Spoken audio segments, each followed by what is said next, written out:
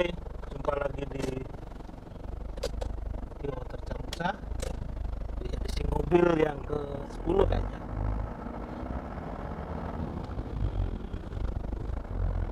Pagi ini kita ngobrolin sesuatu yang cukup merubah hidup saya, cukup mempengaruhi hidup saya. Sebuah keputusan yang rumit, sebuah keputusan yang nekat, sebuah keputusan yang ekstrim, karena itu biong dari mimpi sebenarnya. Kemudian saya harus melakukan itu, yaitu mengenai keputusan untuk sekolah. Ini adalah keputusan yang nekat, apalagi sekolah luar negeri. Ketika saya memutuskan sekolah, itu sebenarnya dari sebuah pencapaian finansial, dari pencapaian pekerjaan, proyek. Itu sebenarnya saya lagi sedang dalam posisi yang cukup nyaman, sangat nyaman. Saya banyak kenalan BUMN yang minta tolong, ada 2 BUMN, saya sebagai advisor di sana. Kemudian secara pencapaian yang lain, bisnis ya, bulan istri mengelola bisnis, kemudian mobil juga sudah lunas waktu itu, ada 4 kendaraan sudah lunas. Menurut pengakuan istri saya, dapat waktu itu lunas. Dan saya memutuskan untuk sekolah. Itu keputusan yang nekat. Nah, hari ini kita akan bahas mengenai persiapan itu. Jadi supaya siapa yang mendengarkan materi ini, konten ini bisa mengambil hikmahnya. Jadi persiapan sekolah S3 itu, yang paling penting itu adalah prepare waktu dan niat. Satu dulu waktu. Jadi proses untuk mencapai sekolah S3 itu, menurut pengalaman saya, paling tidak persiapan itu butuh waktu. Persiapan itu 6 bulan paling tidak, bisa digarisbawahi setahun. Jadi waktu saya niat sekolah S3 2013, itu kesamain 2014, kesampaiannya berangkat itu 2014. Jadi sebenarnya preparation time-nya itu 1 tahun, tapi fokus time-nya itu 6 bulan. Saya nggak tahu bahasanya kayak gitulah. Will time-nya, keinginannya itu 1 tahun. Jadi misalkan saya pengen sekolah S3 nih gitu, tahun sekarang 2020 nih, itu bisa dikatakan berarti artinya 2021 baru akan sekolah S3. Jadi butuh waktu 1 tahun. Ini udah banyak saya sampaikan ke teman-teman nih. Niat itu umurnya 1 tahun. Kalau udah umurnya lewat 1 tahun ya udahlah, biasanya niatnya kurang kuat. Lebih dari 1 tahun niatnya kuat. 1 tahun tuh standar untuk niat sekolah. Namun fokus time-nya itu bisa dikatakan 6 bulan. Begini, apa aja yang difokuskan? Jadi yang pertama adalah English. Jadi sekolah S3 itu yang pokok, modal pokok, selain niat yang kuat, karena itu akan mendrive semuanya, yang tekad yang kuat, adalah English. Ini jujur banget, karena yang lain-lain itu akan terasa mudah kalau setelah English itu terpenuhi. Dan psikologis numbernya itu 530 TOEFL. Jadi once kita TOEFL-nya di bawah 530, apalagi di bawah 500, dan apalagi di bawah 480, itu memang terjadi sebuah shadow, sebuah boundary yang membuat membuat semua jadi lebih rumit, lebih susah kayaknya. Oh, gimana ya kalau nanti hidup di sana, terus gimana bikin proposalnya, belum komunikasi sama supervisor, belum sama profesor, belum cari beasiswanya. Itu ada di psikologis number TOEFL sekitar 530. Di bawah 530 maka memang akan terjadi sebuah ketakutan sampai bisa dikatakan pembunuhan karakter sendiri-sendiri, sampai udahlah sekolah S3 dalam negeri sama aja, sampai kata-kata udahlah yang penting sekolah, sampailah keluar kata-kata aduh saya nggak pede di luar negeri, saya punya problem bahasa Inggris. Itu ketika memang boundary bahasa Inggris itu 530, di bawah 530 itu kerasa banget, dan it worked me, it works. Saya bilang itu mempengaruhi, itu gue banget, itu pengalaman saya Pak.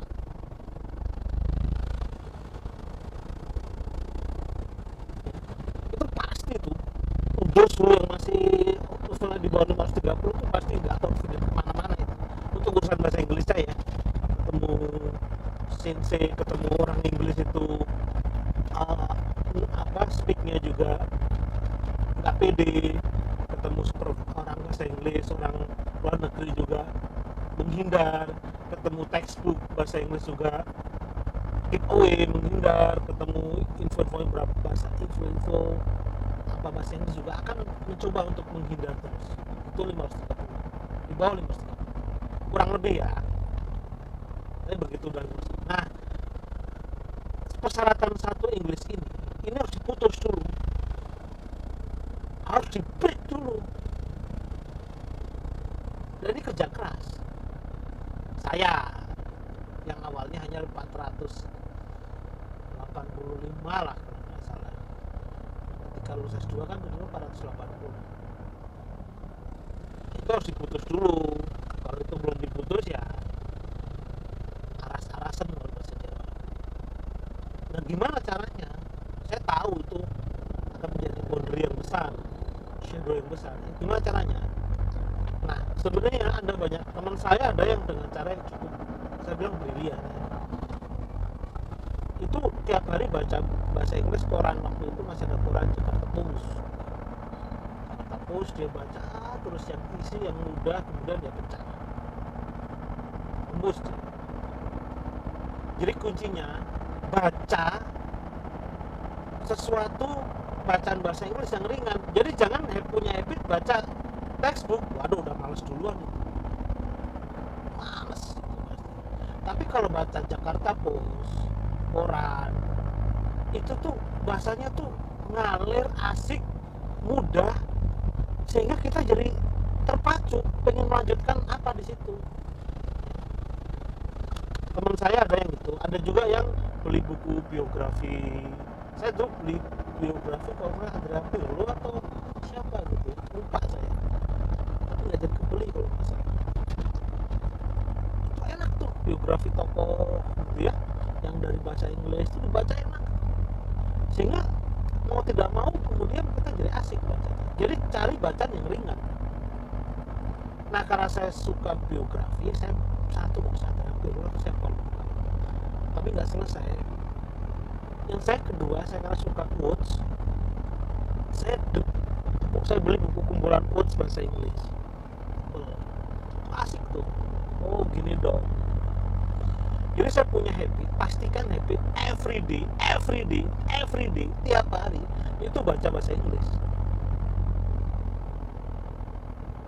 Prepare, walaupun 30 menit, 15 menit, baca aja tiap hari. Terus maka otomatis vocabulary kita nambah, pengetahuan kita tentang structure itu nambah, kemudian nanti mudah call kalau ketika nanti akhirnya kita harus komunikasi gitu ya, communication gitu, speak itu mudah recall lah, mudah memori itu terhubung karena kita punya segudang tambahan vocabulary yang cukup signifikan gara-gara tiap hari kita baca, harus tiap hari. Nah, saya mempunyai habit yang cukup unik.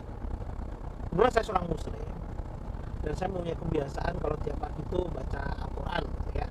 Mungkin teman-teman yang non muslim ya baca Bible gitu, mungkin di Nasrani pasti kan suka baca Bible, baca kitabnya Mas. Saya baca Al-Quran. Nah biasanya saya baca Al-Quran tuh tiap hari tuh 1 lembar lah, ya. Misalkan 2 lembar atau 3 lembar tiap hari, tiap pagi. Nah saya punya kebiasaan, akhirnya saya rubah. Saya bacanya cuma 1 lembar.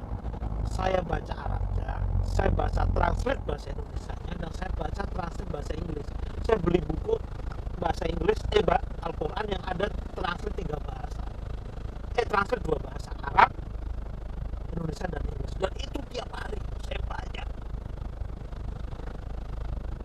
Untuk mengejar 485 waktu itu, 490 kalau nggak salah ya, sampai 530.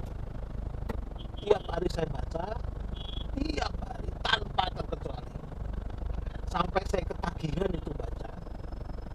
Dan setahu saya, seingat saya, hanya waktu 3 bulan sampai 4 bulan itu putus.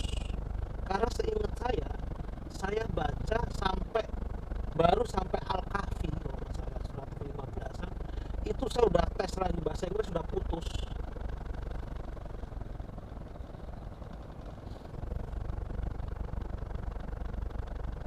Jadi nggak sampai khatam itu saya udah putus di Mas. Begitu sudah breakthrough 530 TOEFL-nya, ya ini caranya tes gitu. Gak usah saya kasih tahu ya, harus punya tes. Kadang-kadang tes TOEFL gitu sekali-kali persiapan.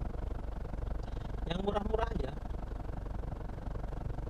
Jadi saya nggak pakai latihan buku TOEFL ya, nggak pakai buku TOEFL enggak.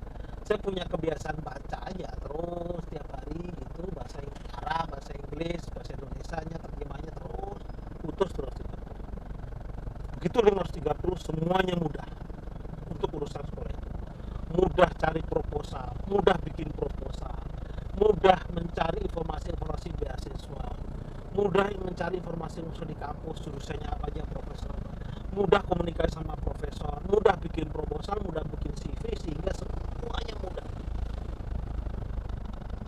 Begitu itu breakthrough itu terputuskan 530, komunikasi saya sensi mudah, confident gitu ya, berani, bikin proposal juga ngalir gitu ya, bikin apa-apa juga mudah gitu ya, bikin browsing juga mudah, tidak takut lagi dengan textbook, tidak takut lagi dengan paper gitu ya, yang which is ini important, penting banget untuk kita writing sebuah proposal gitu ya. Proposal kita kan tergantung dengan paper yang ada kan, itu mudah sekali. Jadi itu begitu sudah 530 semuanya udah. Jadi kunci pertama adalah English. Kunci yang kedua menurut saya waktu kunci pertama harus benar-benar fokus ya, 6 bulan kurang lebih. Yang kedua adalah bahasa Inggris. Yang ketiga tekad yang kuat. Nah, tekad yang kuat beriringan dengan ya harus punya, gua harus beres. Selainnya adalah pastikan 2 saja yang paling penting. Begitu udah TOEFL oke, itu mudah Pak. Udah lah, kalau udah TOEFL 530 itu mudah.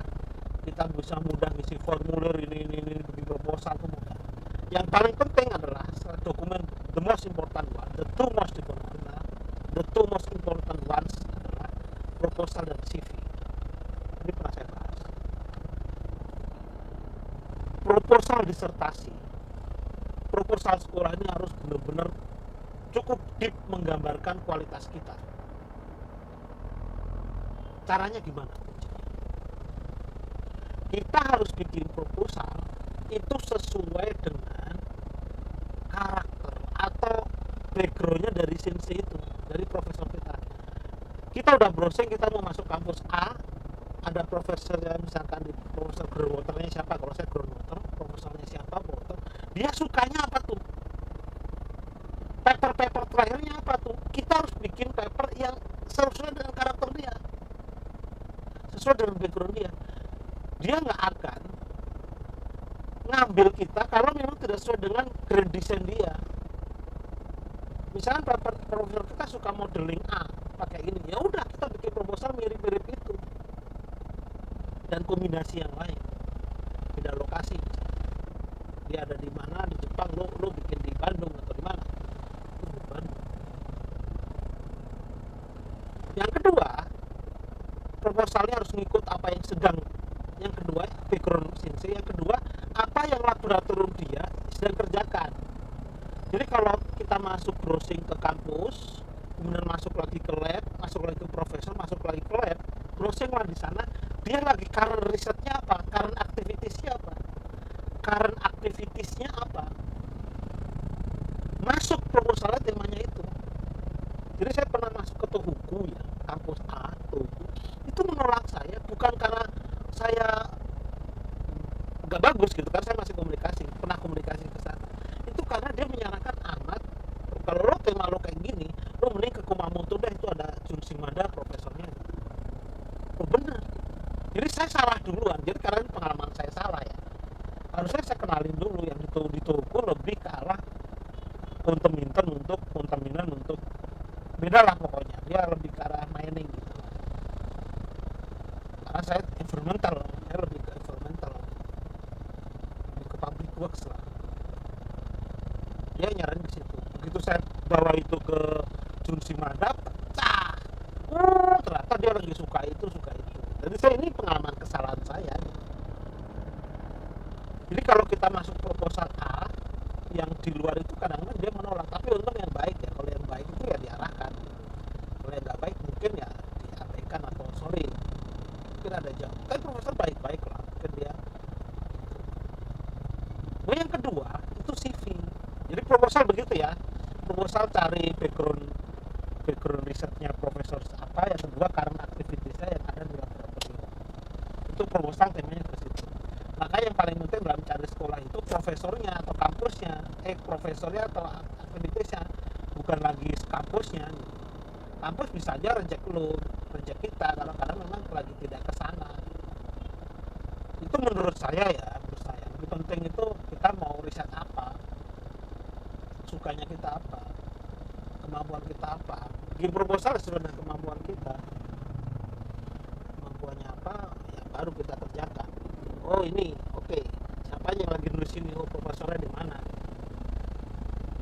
Jadi jangan bikin proposal yang kita kemudian nggak bisa kita kerjakan, walaupun at the end gitu, sepanjang perjalanan kadang-kadang proposal kita sama riset kita juga beda-beda, nggak sejalan, itu biasa. Proposal sama hasil riset itu umum, bahkan mostly kali hampir semuanya, tapi awalnya dari situ. Pasti ada titik garis tengahnya lah, apalagi yang di ITB ya, agak di saya paham di ITB cukup di bonded gitu ya. Tapi nggak gitu-gitu juga, nggak kaku juga. Bonded proposal sama itu tuh nggak terlalu kaku. Endingnya tuh yang stop itu nanti profesor kita, lu udah cukup di sini, ada suruh nambah part ini, itu yang bondednya itu ya profesor kita tuh paham ini sampai ini level S2, S3, ini udah dapat novelty belum. Nah yang kedua adalah the two most dokumen paling penting adalah CV. Nah CV ini karena ini biasa dilihat untuk wawancara, untuk yang lain-lain selain proposal, maka CV-nya jangan yang terlalu swasta, pengalaman kerjanya kemana-mana itu nggak tertarik tuh setahu saya. Jadi kita menunjukkan inkonsistensi bekerja. Justru pengalaman nulis, pengalaman paper, pernah conference di mana saja, pernah nulis paper di mana aja, walaupun mungkin ya attended aja, itu sampaikan aja di CV. Jangan misalkan ikut proyek ini sampai proyeknya puluhan kali itu ditulis. Waduh, setahu saya enggak deh, karena S3 itu memang didesainkan untuk para saintis, para benar-benar orang yang deep thinking di sana, sehingga lebih suka sama orang-orang yang sedikit dekat dengan karakter akademis, karakter saintifik. Jadi kehadiran CV itu, pernah nulis paper apa aja waktu S2, disertasi tesisnya apa aja, skripsinya apa aja, pernah ikut conference apa aja, pernah publish apa aja, itu jauh lebih penting. makanya beberapa tuh saya pernah dengar ya, ada profesor, ada mahasiswa yang nggak perlu doktor gitu kan, nggak perlu S2-nya, nggak perlu langsung S3-nya, karena dia sudah pernah nulis paper yang cukup bagus. Itu ada beberapa. Jadi itu ya. Oke, demikian mungkin ini sudah mau nyampe belokan dan saya harus preparation, saya harus live juga. Jadi saya conclude ya, yang pertama adalah kita harus ya, keputusan nekat itu juga nggak asal nekat. Yang pertama persyarat itu harus prepare waktu yang benar-benar ya, preparation time itu 1 tahun, niat dari mulai niat sampai 1 tahun. Yang kedua fokus time itu 6 bulan kurang lebih, menyiapkan dokumen, menyiapkan proposal macam-macam itu 6 bulan. Banyak persyarat, setahu saya ada 11 12, saya ada contohnya itu persyaratan. Kalau ada yang mau saya kasih email itu udah saya rar itu, dari proposal sampai CV itu udah ada semua itu, sampai dokumen-dokumen yang lain itu ada, saya ada 13 recommendation letternya silahkan itu ada juga. Kemudian yang kedua tekad yang kuat ya, karena tekad yang kuat itu akan membridging semuanya. Sebenarnya yang paling penting adalah kemampuan English, itu akan menjadi shadow yang cukup menarik,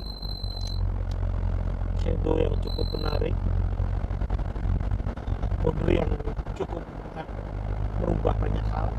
Kalau kita bisa putus di sana, insya Allah semuanya akan mudah. Kemudian menyiapkan 2 dokumen terpenting ketika proses, yaitu proposal dan CV. Untuk proposal kuncinya baca background profesornya, kita pengen riset apa, kemudian kita cari profesornya, temanya besarnya harus punya riset ya, kita ikutin profesornya, baru kita itu dia nulis apa sukanya, baru kita daftar ke situ. Kemudian karena risetnya apa, dia karena aktivitas ya, karena riset, karena aktivitasnya di laboratorium apa, kalau bisa proposalnya nyantol ke sana lah, ada konek-koneknya, jangan terlalu jauh. Yang terakhir atau termasuk fasilitas labnya bisa nggak kita lakukan. Terakhir CV jangan terlalu yang geram, yang nggak jelas, pengalaman yang non akademik itu jangan dulu lah, nggak penting itu buat profesor. Dia butuh orang yang fokus bekerja untuk riset. Jadi proposal yang gerabah, pernah jadi apa namanya itu OSIS atau apa, nggak penting itu buat seorang profesor itu nggak penting. Yang penting adalah kemampuan risetnya, scientific civil lah ya, akademik civil lah. Oke, semoga konten ini bermanfaat. 20 minutes.